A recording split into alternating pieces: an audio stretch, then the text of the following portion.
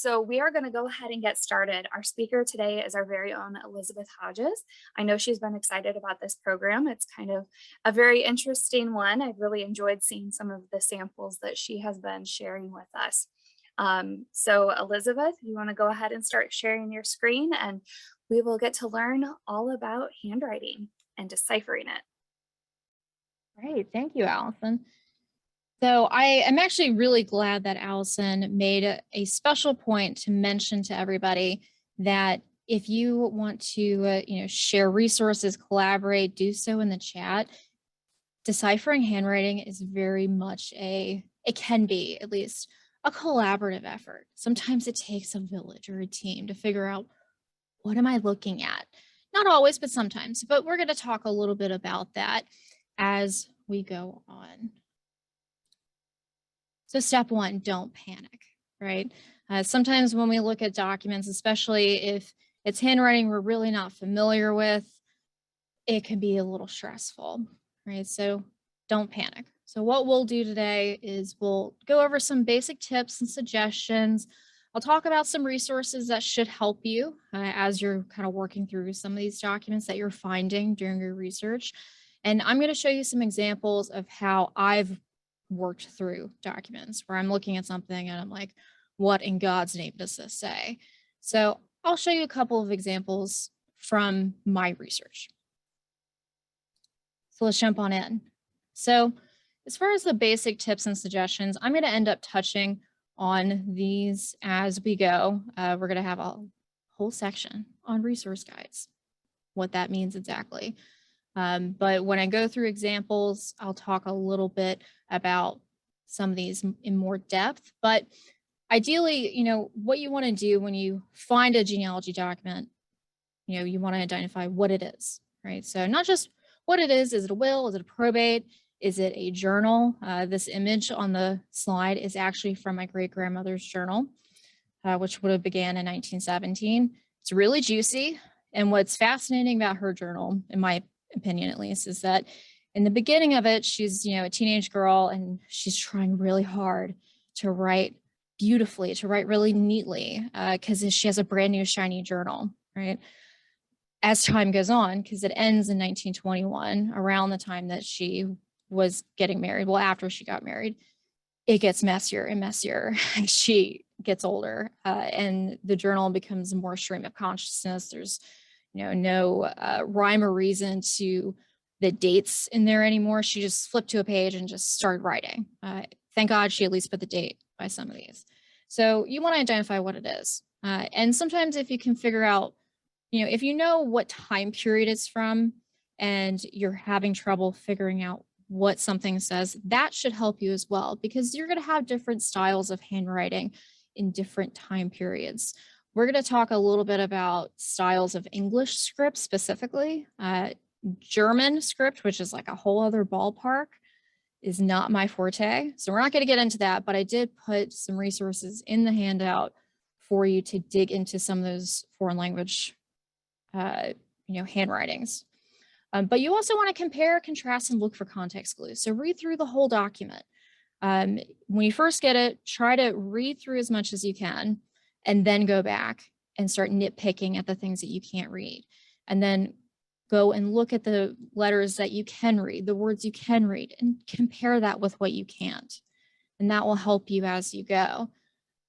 Resource guides, we're going to get into that soon, but that's going to be things like word lists, dictionaries, gazetteers, all kinds of stuff. So there are things that can help you, things that are out there that are meant to help you with this, because reading difficult to read handwriting is not a new thing for genealogy, right? So we've had problems with this as a group of people for a long time. This isn't new. Now, I like to suggest, make a copy, like a paper copy of the original for notations. I like to draw all over a document that I can't read.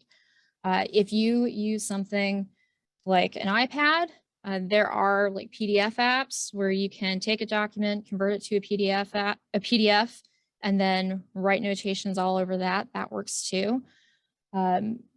I like to create transcriptions, especially of things that are particularly difficult to read. And the transcription is great because then I can go back and I usually link it together with the original document. I can go back and kind of quickly look at it and say, oh, that's what this is, instead of just staring at it for 20 minutes thinking, okay, I figured this out once. Can I figure it out again? And when you're doing that, it does help because it gives you more context as you go. It forces you to look at the context of the whole document. And when in doubt, enhance, enlarge, do what you got to do. So if you have it as an image file, blow it up big, increase the contrast, play with the brightness. Also, magnifying glasses are always fantastic as well. Do what works for you. And when in doubt, ask for help, right? Sometimes, what one word will look like to one person might look different to another. And we know that in genealogy when we look at things like the census and the indexing done in the census, where you look at the index, so the transcription, and it says that someone's name is John Smith, and you go to the original and it doesn't say that. It says something else. So get a mind hive thing going to see what is it really. And usually the consensus might be what it is. So what we're going to do now is talk a little bit about identifying different styles of English script. We're not going to spend a ton of time on this, but I do want to give you at least a little bit of a foundation for you to go look into this a little bit further. So there are 4 types of English scripts. There is court hand, there is secretary hand, italic, which is not the same thing as italicize, and there's also round hand. That's what we are more familiar with seeing, because that would be used starting in the early 1800s, way more popular by the mid 1800s, and it's something that we see now as your kind of modern day cursive. You're going to see elements of italic and round hand kind of together. Court script is like chancery records, but let me show you some examples of that. Okay, so this top one is an example of court hand. This is from the Irish Chancery Rolls. So it's a variety of hands that developed in different legal courts in medieval England. You'll see this in also Ireland as well. It's really angular. The letters are mostly formed from these single strokes, and it's kind of connected like this. You can find alphabets to things like this online, and it's kind of like deciphering a code, really. You look at the alphabet, and after a while, you can start to figure out what each letter is, and you might have to go word by word if you're looking at something like this. This is not my area of expertise, but it is something that I think that if I have to do it, I probably could with some practice and maybe a little bit of crying at the end of the day.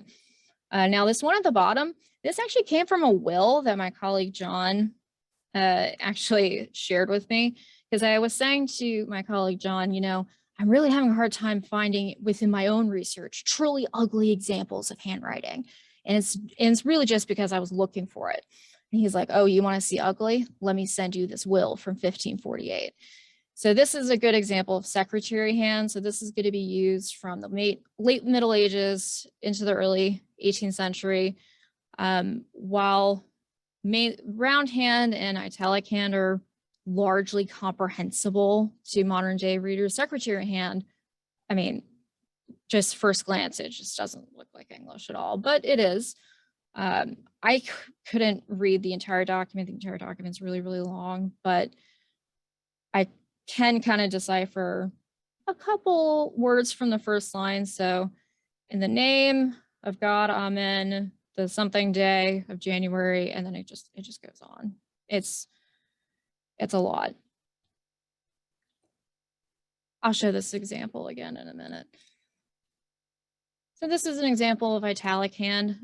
So as I said, you shouldn't confuse it with italics. It's very similar to English round hand. contains some older letter forms, long S that looks like an F to modern readers. Sometimes it is an F, it kind of depends. Depends on the time period. So this is going to be used most commonly in the 18th century, but you'll see elements of this type of handwriting going all the way back to the 1500s. So you'll see different elements of it, but it's not going to be exactly like that. So this is actually a Quaker record for, which Quaker record is this? I know I was researching this guy, Reuben Fisher, who was from County Cork, but yeah, this is from 1723. Now, round hand, this is what we're most familiar with.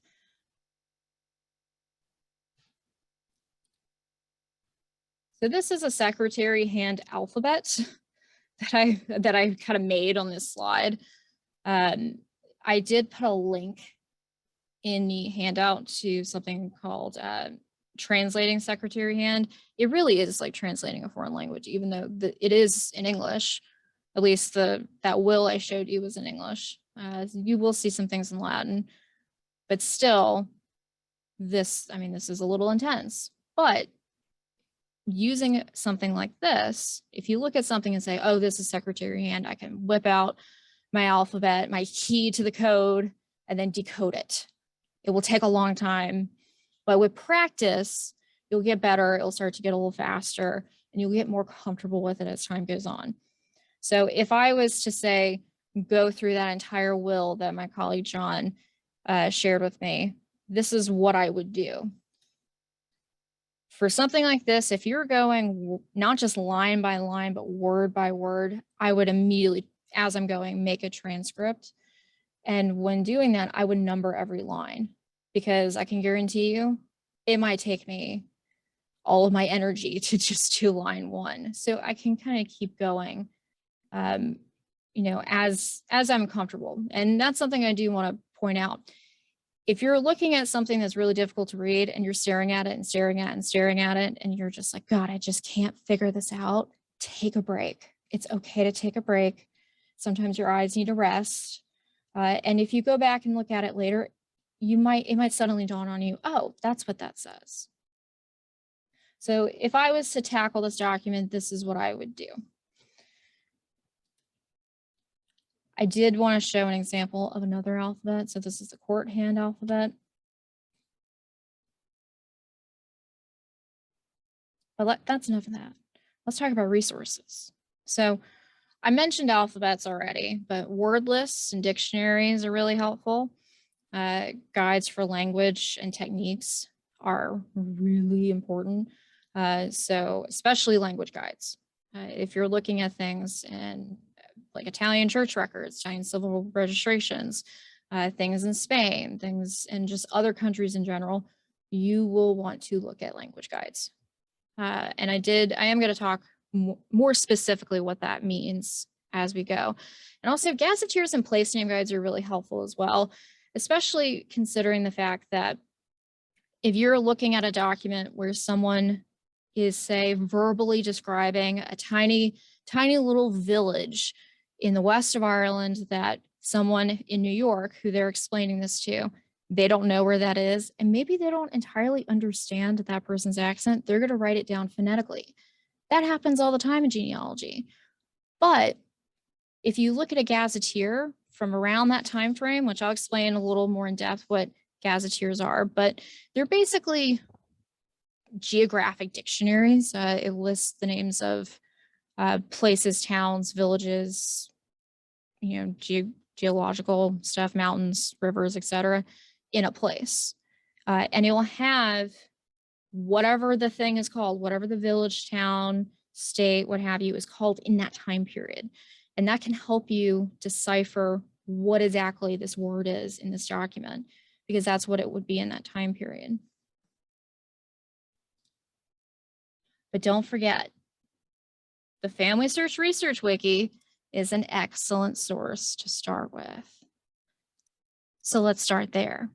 So word lists and dictionaries. I put a link to this in the handout, but the Family Search genealogical word lists are great. I mean, I have a bunch of them just kind of bookmarked in my in my bookmarks in my browser just because I have to keep referring to them when I'm doing my own research.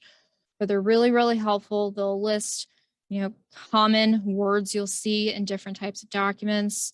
It will sometimes have examples of what those words look like in that handwriting. So, and which can be very helpful, especially for Italian records, which we'll get to. But definitely start here. You can also find dictionaries and glossaries on Cindy's list. I did put a link to this in the handout as well. So these are very helpful. Cindy's list is great. Sometimes the links are broken, but you can, if you do some kind of, intense Googling, you should be able to find at least something similar to what you're looking for on these lists if you come across a broken link. So I mentioned Italian records, and the reason why I mentioned this is because my mother-in-law is Italian and Spanish. So trying to do my husband's family tree has been a lot of fun. It is something that, as an Irish person, is a whole new world to me. So if you were to say, look for Italian handwriting guides and genealogical word lists, you want to start with just going to the Italy Genealogy Research Wiki page. And what I'm saying is applicable to most of the countries of the world. So if you are, say, searching for Polish, genealogical word lists, and you're not finding it on that other list, or maybe you want something else, maybe like a specific handwriting thing, and it's just not linking up properly, just go back to the Poland genealogy page. So when you're on this page, you have Italy research tools. This is where it is. This is where it's at. So we have the Latin genealogical word list, the Italian genealogical word list, and so forth. There is also specifically a handwriting help page, which if you click on the Italian genealogical word list page, you'll see over here, handwriting help, because Italian handwriting is particularly ugly. I mean, German is too, but Italian's pretty ugly in my opinion. Not as a spoken language, of course. So if you click that link, it brings you to this page. You'll find some really, really helpful resources here. So not just the alphabet, but common problems with interpreting the handwriting, letters. So what the letters look like, keywords. So these are going to be common words that you'll see in these types of records. And of course, very common male and female names. So if you're looking at a name and you're like, I don't know what that says, compare it to the list and see what is close enough. And if it's not that exact name, you might be able to at least figure out what it is just from looking at other names.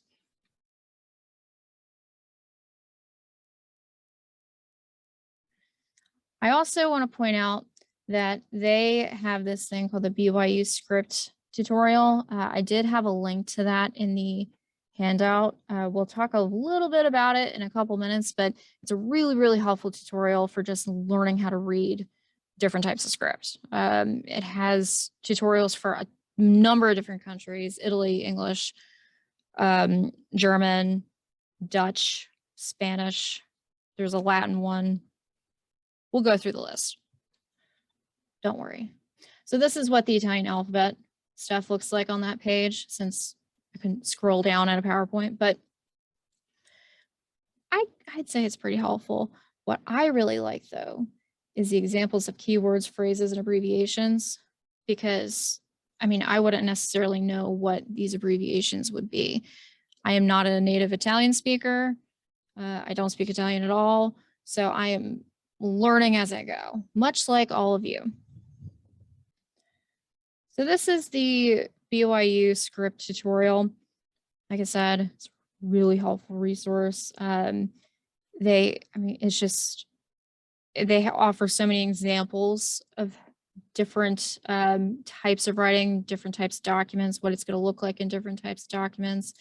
And what's really helpful Let me go to the next slide. So what's really helpful when you start to dig into very specific types of documents, if you know, okay, this is a will from this time period, if you become really familiar with this, the boilerplate language in wills or court records in a certain time frame, that will help you as you go, because you're like, this is basically standard, right? And everything else is additional. So once you kind of pull that information out, then you can get to the meat of the record itself and spend most of your energy unlocking what that says.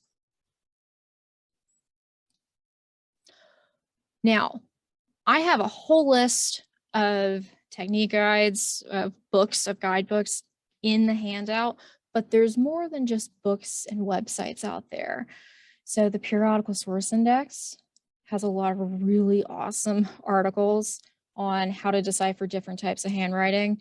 In fact, the list of articles, when I search handwriting in this article title keyword button, I come up with 547 results. That's a lot of articles. So if you're looking for, I want to know what how to read colonial era English handwriting, I need help with that. There's an article for you. You want to read 18th century German handwriting. There's an article for you. Definitely check it out. So let's kind of go through this a little bit so you can see what that would look like. So I put a link to Percy in the handout, but if you're on our homepage, there is a big button for it. If you're about halfway down the page on the right that says Percy, if you go to our free databases, it's in there as well. So if we were to say click on this button, you're brought to this lovely search page. So it's basically a keyword of an article title. So I just did handwriting to see what happens. I couldn't possibly screenshot the entire list because, again, 547. But this is what it would look like. For those who are not familiar with Percy, what you could do if you want to filter this down, say you want to just see colonial era writing, you can write colonial up here, and this will actually search all 4 of these. At the bottom of the search results, there's actually a search bar at the bottom of all 4 of these columns, and you could just search individual columns if you want to. So you can just search the article titles to filter it down that way to get what you need. Now, if you want to read the articles and you can't come in, notice that there's conveniently a call number. So these are all articles that we have. We could do a whole other program on Percy, but that's not tonight. We have other things to cover. But if you can't come in, I would suggest go to WorldCat, see where you can find this journal close to you if you're not close to us. Contact the publisher, which is why we have the publisher information here. And the last thing to do is contact us and send us a list of articles. The reason why I put us last is because you will get your articles faster by contacting the publisher and then going to a library near you. You'll just get it faster going through them because we get so many, right? We get a lot of these requests. So we want you to get your information and the resources you need as quickly as possible. So that's why we suggest contact these other avenues before you contact us. So that's my Percy spiel for the evening. So let's talk a little bit about gazetteers and place name guides. So where you can find these. You can find them in libraries and archives. Search in WorldCat if you're looking for those physical books. But don't forget about the digital collections of some of these libraries. Places like the Library of Congress, places like the New York Public Library, for example. Any kind of big repository, they're going to have digital collections. Universities will as well. So shop around. Internet Archive is another good place to find them. Family search books. So also check the research wiki. There is a specific research wiki page on gazetteers, which there's a link to that in the handout as well. Google Books, Path You Trust. And there's also a maps, atlases, and gazetteers collection on Ancestry that you can search in. So there's a lot of resources out there for finding gazetteers, but they're basically geographical dictionaries. But as I said earlier, really, really helpful resources if you're struggling to figure out where this certain place is, because it might not be a place that exists anymore. We can do a whole other program on gazetteers, but not tonight. So let's go through some examples of strategies for deciphering documents. So these are some of the things that I've done when trying to pull apart some documents. So the first example I want to show you is a Irish marriage record for a woman named Marguerite Adelaide Nagle. So this is from 1863. Okay, so her husband, so she married on July 7th in Waterford City, I should say, in Ireland. Her husband was John Henry Moore. So one of the things you can do when you're looking at a document like this is to compare letters. So let me make these circles disappear. If I was looking at Johannes, so this is in Latin, they're Catholic. If I was looking at his name and I'm like, what is this line? Well, I know that this is July. And I know that this looks like Jacobus, so this looks like Jacob. So this kind of looks like this. This kind of looks like this. So process of elimination, it's probably a J, right? So that's one way of kind of figuring out letters that might be kind of faded on the page or just difficult to read in general. Compare it to other things on the page. Another thing you can do that is really helpful is, draw lines between the letters, especially when you're looking at documents where the person who was writing this out, they might be squishing some letters together really tight. This one is actually pretty easy to read. But when you put these lines between the letters, you can get a better idea of what exactly they are. Is that an R? Is that an N? Is that a U? So letters that are commonly confused, this will help you at least visualize it a little bit better. So I did the same thing for Marguerite's name, but notice her middle name is abbreviated. This to me looks like ADA, could be ADD, which she technically has 2 Ds in her name, so it could be that. But from my perspective, just looks like ADA, Nagel, and then, well, that's her address.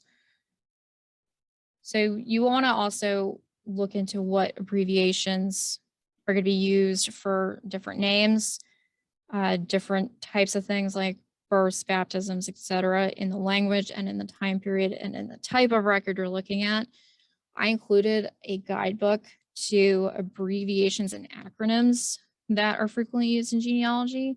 I included that book in the handout, so definitely look for that. It's very, very helpful. So the next thing I want to show you is not in English. This is also having to do with Marguerite Nagle. What I didn't mention in the previous slide was that before Marguerite's marriage, her and her sister, Mary Jane, they actually became orphans when Marguerite was 11 years old. So from what I've gathered about the Nagle family of Waterford, which was where Marguerite was originally from, this was a relatively prominent family owning a lane of cottages in Waterford City that they rented out. After Marguerite's mother died of tuberculosis in 1857, Marguerite and her sister became the wards of, according to a document written by her sister who became a nun, her mother's confessor, Edward Walsh, until he sent them to the Sacred Heart Convent boarding school in Ross Cray. So on a limb, I contacted the school to see if they still had the records. The school doesn't exist anymore, so I contacted specifically the Irish Provincial Archives, asking if they just had any information about the school or anything about them. Here's actually the entries for the two of them. So this is an abbreviation for Margaret, and this is Mary Jane Nagel. We'll look at the juicy stuff over here in just a minute, but it's a really juicy document because they kept adding information in long after she had left the school. So let's take a minute and unpack this.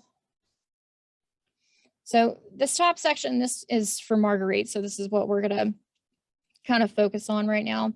But notice this is kind of a jumble of words, right? It isn't a line, like line by line. And like I said, it's because they were adding information as they were going.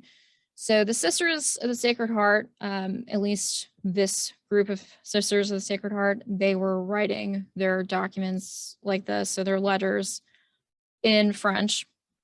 So my French is very much self-taught, but I know enough to be able to figure this out. So what I decided to do was make a transcript of this observations column. That's what this column is. So things that they are observing about the lives of these girls who would later on become women who lived at the school. So I mean, kind of a transcript of sorts. And I kind of had to go word by word because it was hard for me to tell first glance, are all these things connected? Are all these things happening at the same time or what? So let's unpack this a little bit. So we have this word, kind of looks like orphan, which Google Translate tells me it is. We have this word, which is M-A-R-I-E with an accent mark. E stands for marriage. So this is 1863, which was that marriage record we just looked at. I'm not sure what this is. Like these are, it just looks like abbreviations for something. But sometimes you just don't know. So they're listing what her married name became. So Mrs. J.H. Moore. But then they start listing where she's living. So this is Sline's Head, which is in Clifton. I found out relatively recently that her husband, which not much is known about her husband, he was a lighthouse keeper in the early days of their marriage before they moved to Greencastle, which is around Moville. So this is on the Inishowen Peninsula in County Donegal, the opposite end of the island from where Marguerite grew up. Marguerite married Nay Moore. As an adult, she became a suffragist. She became kind of a rabble-rousing woman, spent time in jail in Ireland.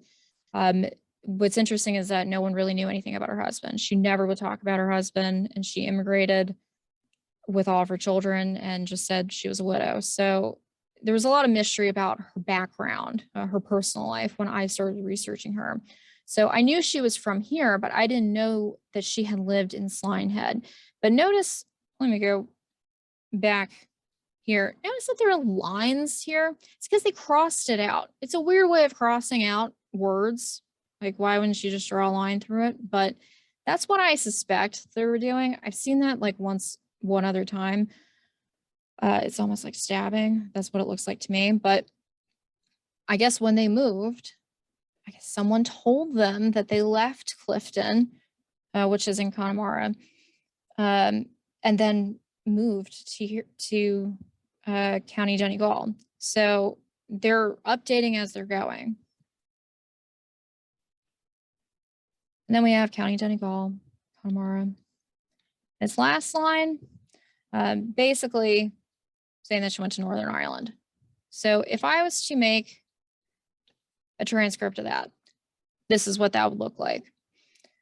Wouldn't look like a traditional transcript just because it's not written in a way that makes sense as far as like, it's not line by line, it's kind of grouped together within a box, but this makes sense to me.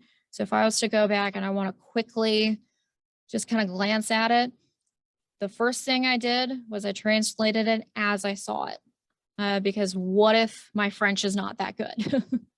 And then I would translate to English. So always translate, like transcribe, I should say, as you see it. bad, like poor spelling and all, bad grammar and all, whatever language it is, and then try to translate into something that makes sense to you. So the next example I want to show you is a good example of how a team effort can be helpful. So this record that we're looking at, I'm going to show you a better version of this, but it's actually a Quaker meeting house minute record from a County Cork meeting in Ireland. It has to do with this woman named Anna Maria Fisher, who got in some big trouble for marrying a man and didn't have her wedding done in the meeting house. The wedding was performed by a civil magistrate, which is, that's a big no-no. So what I did was I printed it. The printed copy doesn't look this bad. And some of the things that I was having trouble reading, I was highlighting, I was writing on it. I was showing it to several of my colleagues, including Allison, because what one word might look like to me isn't what it looks like to somebody else. So sometimes if you get multiple opinions, you can figure out what it is. This word, I could not tell you what it was until I showed it to John, and I had actually shown it to 2 other people, and they're like, we don't know what it is. John looked at it and he's like, I think it's due, like due date. But we'll get into that. So I numbered it. I wrote some notations. This isn't all the notations I would have ordinarily written, but I was focusing on the parts I was having trouble with. This is that better version, I promised. It's a better copy of the image. So, like I said, you want to number it. It makes things a little easier when you're transcribing, namely because you can compare line by line. And then here's a transcription. So here we go. So we have been informed by one of our overseers that Anna Maria Fisher of Yogle preparation meeting has been married in a manner contrary to our rules. Now, this right here, it took me a while, but I realized after I actually had to come back to this. I had to transcribe more of what I was able to read before I realized this isn't like an and sign, like a plus, like and to a person. So they do that a couple of times in this document. Whoever wrote the meeting minutes in this particular book had a habit of drawing this little plus sign, which I can go back, like drawing this little plus sign and then carrying their pen over and continuing the word. So, and by, I mean, it's maddening, maddening. This is from 1854, for those who might be wondering. So she, okay, here we go. So, and to a person not in religious profession with us, reading this the first time, you would think, okay, so she married a non-Quaker. In other records, it comes out he is Quaker, but it was an issue with a civil magistrate, but I digress. The call obtained the cure of the overseer of this meeting. That sentence doesn't make sense to me, but I've shown it to a couple people, and that's what other people think it is as well. So be aware, things might not always be exactly right, but the idea is you want to get the most important information out of the document. So don't stress over the words that you might not understand. But basically, she had been visited by several overseers of the county Tipperary meeting, to whom she acknowledges that the marriage had taken place. Basically, some people went to her house saying, why did you do this? You need to apologize. And she's like, yeah, I did it. I did it. So what? So that's essentially what the situation is. Now, this red line, that's that word that I had trouble with. Like I said, it's not vital to the meat of the record. It was just annoying me a little bit that I just could not figure it out for a little while. But you have to learn sometimes to just let it go.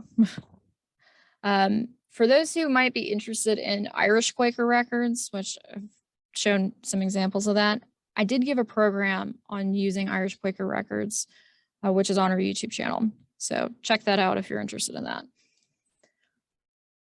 So when we think of ugly handwriting and difficult to read handwriting, the first thing we often think about is the census. I mean, the census is sometimes really painful to look at, sometimes a little heartbreaking. One of my brick walls actually began with the 1910 census. So my great-grandfather, it was unclear who his father was. He never would tell anyone his father's name. He made up bizarre stories about where his father was from, claiming he was a Spaniard from Spain. None of that is true. He was from Lutcher. I was able to find my great-grandmother, Louise, and his sister Mabel, his sister Agnes, his grandmother, and some other members of the family living in Lutcher, Louisiana in 1910. Now, here's the problem. I could not read this man's last name. I mean, this might even be the version that I actually tried to enhance. Some of the indexers thought it is Laturf. There's like 5 different versions on Ancestry in the index of what it could possibly be. And I'm just like, it's something French. This man, he doesn't appear on the census with her before 1910. He doesn't appear on the census with her after 1910. She declares herself a widow by 1920. He disappears. So this is an ongoing brick wall for me to figure out what happened to this man, where he came from, the whole 9 yards. But this was where it started. My obsession was trying to figure out who this guy was.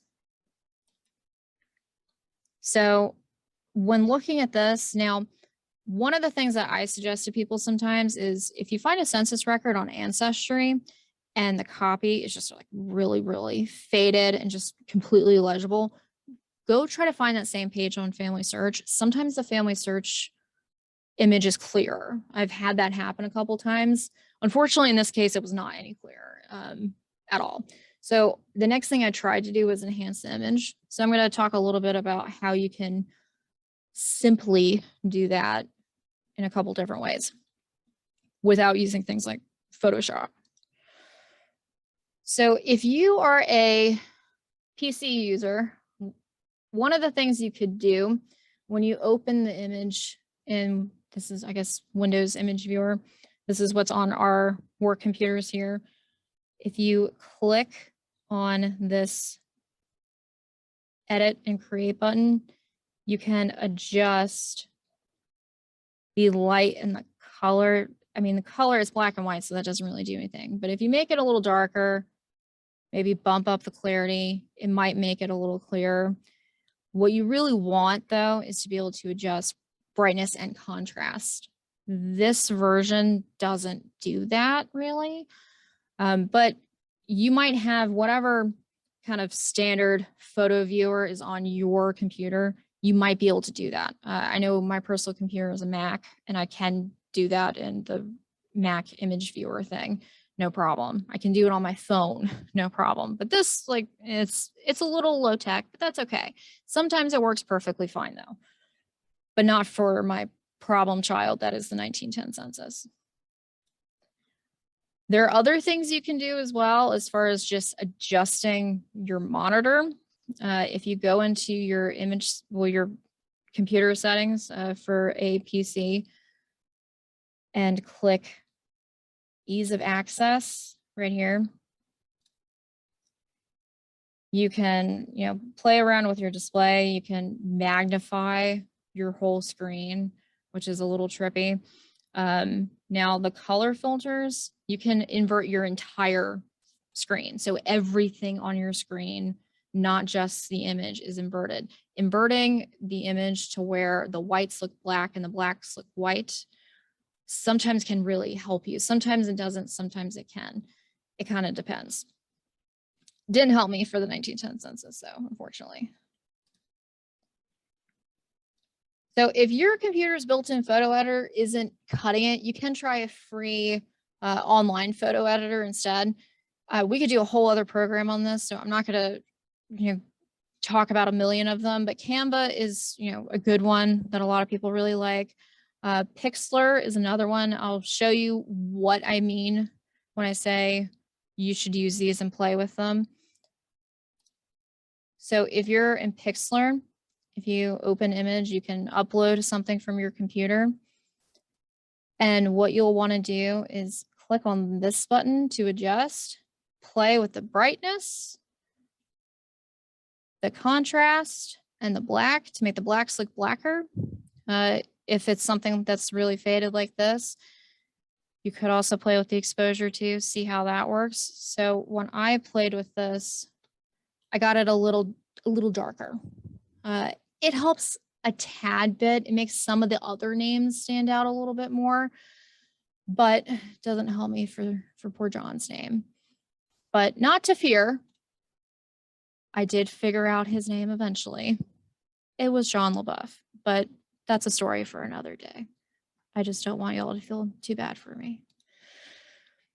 So this is a good example of looking at the entire document to compare letters specifically. So this is for one of my ancestors, Benjamin Franklin Summerlin Sr. Now, his wife's name, if you didn't know his wife's name and you were looking at this, one might think her name was Mottie, Mottie. But when you compare this letter to a word that we know, male or dead, that A looks like that. It's Maddie. So even though it might look one way to you, check your bias. You know, you might think it's one thing, especially when you're looking at documents in English. You might think it's one thing, but look at the whole document just to make sure. Another thing I want to mention, we're getting close to the end before we can get into questions, is that you might not figure out what it is. And some of that might be because not just the handwriting is kind of terrible, but also because spelling is not always people's strong suit. I really enjoy looking at causes of death. It's a little weird, I know, but I kind of like to know what people died from, especially what historic diseases were called in different time periods. This is my great-grandmother's twin brother who died when he was only 3 months old. So he was born prematurely. He was a 7th-month child. His mother had tuberculosis while pregnant. I cannot figure out what this word is. I've tried searching for it in a number of different variations of this. Like, is this an N? Is this an R? Is this a U? I have no idea. I'm thinking, and I even showed it to my sister, who's a nurse, who believes that he probably, based on the description, died of intestinal tuberculosis. They wouldn't have known to call it that at the time. So I'm thinking that they just egregiously misspelled malnutrition. That is the only thing I could possibly think of.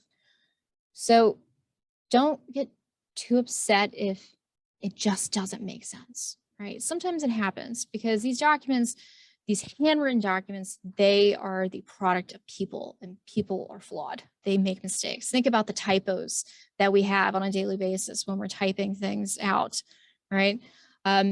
If you are looking into like trying to figure out what a historic disease is, this guidebook, so this is a good example of how dictionaries and word lists can help you. A medical miscellany is a good one. It has all kinds of really helpful words that I wouldn't have thought were what the modern day version of a disease would be. So definitely check this out. It is listed in the handout as well. So to conclude, so we can get to some questions, I know we're running low on time. Deciphering difficult handwriting, regardless of the time period that it comes from, it's a skill that takes some practice and you'll get better over time. So start slow, be patient with yourself, take a break, and don't be afraid to ask other people for opinions. All right, are we ready for questions?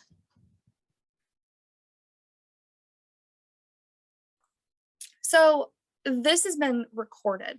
It's being recorded and it's going to be on YouTube. And so there have been questions in the chat and in the Q&A about having access to some of the materials. it's going to be online. It'll be on the YouTube page. So these will be edited and they will go online. So I wanted to make sure that you all are aware that you can find this at a later date.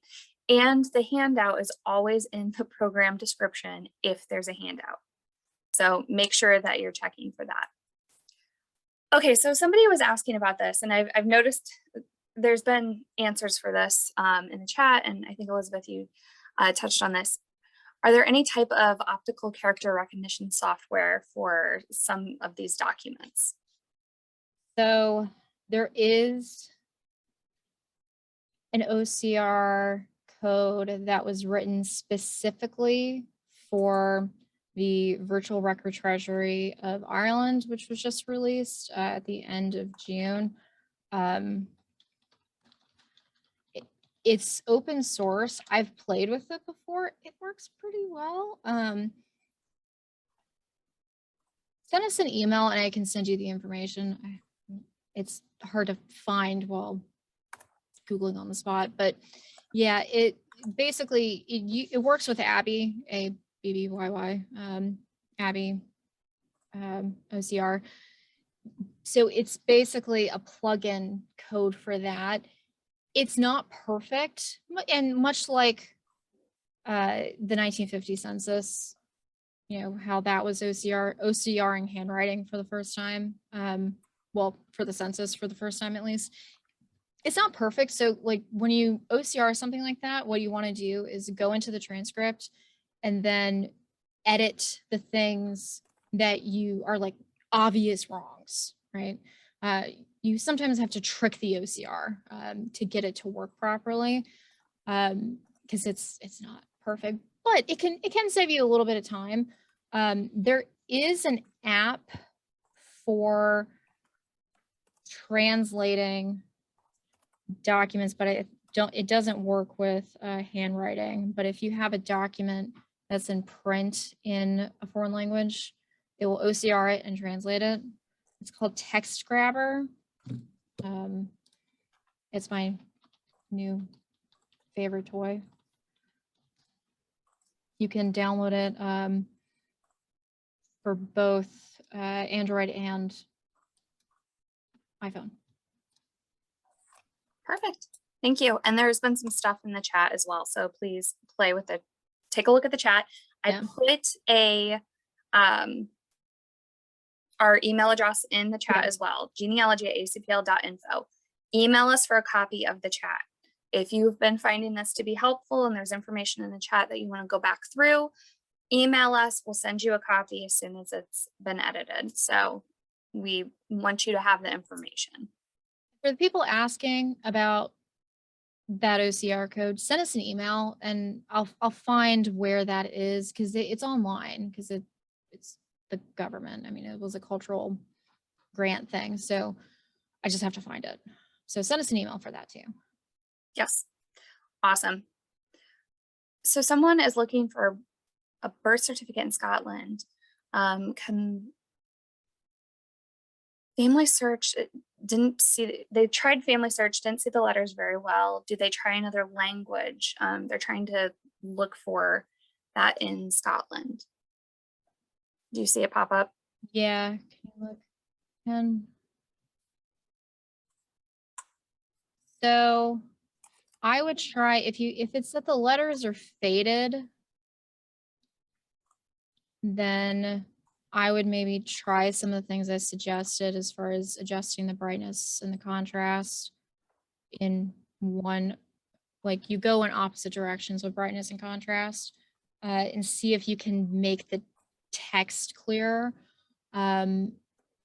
Another thing I'd suggest is maybe if those records live in another database, like Find My Past, for example, maybe try another database because sometimes just the image quality might vary database to database. Now, I will say about Find My Past, I don't know what it is, but their documents can be rather dark. I when looking at it in Find My Past, because you can on websites like databases like Ancestry and Find My Past and Family Search as well, you can actually adjust the brightness and contrast while you're looking at it within the database instead of downloading it. Find My Past, a lot of those Quaker records that I showed, I had to, after downloading it, I had to massively adjust it color wise because you couldn't read it. It was so faint. And I don't really know why that's a thing for Find My Past. So it varies database to database. And I went ahead and I'm going to send via the Q&A a couple of websites that might help. But there's a recommendation for the National Archives of Scotland. Apparently they do a really good job of explaining the letters, the language, and how people wrote. Yeah. Cool. So go to the source, guys. And then somebody's asking, are any of the Irish documents ever written in the Irish language? It depends on the Irish documents. Anything that's, church related stuff, no, it's going to be usually Latin or French, or English. And then anything government related, it's going to be probably in English, but if it's like the medieval era, it might not be in English, but it won't necessarily be in Irish language. Irish language is a hard language to kind of study because it wasn't standardized like as a written form until more recently in history. Oh God, I had a friend that wrote her thesis about this in grad school. I want to say they didn't standardize the language until the 1950s. So the alphabet wasn't entirely standardized, like how different letters were pronounced. So spellings of words and meanings of words would greatly vary depending on the region. But some of the things that we use for genealogy, you're not necessarily going to find those written in Irish language, but you might. If you do, you should share them with me because I like seeing things like that. Because I'm a nerd, aren't we all? I was going to say, welcome Yeah, to that's the why club. we're here. Okay, so that was the end of the questions. Thank you guys for joining us this evening. Thank you, Elizabeth, for a wonderful program. And we hope to see you tomorrow night. Bye, everybody.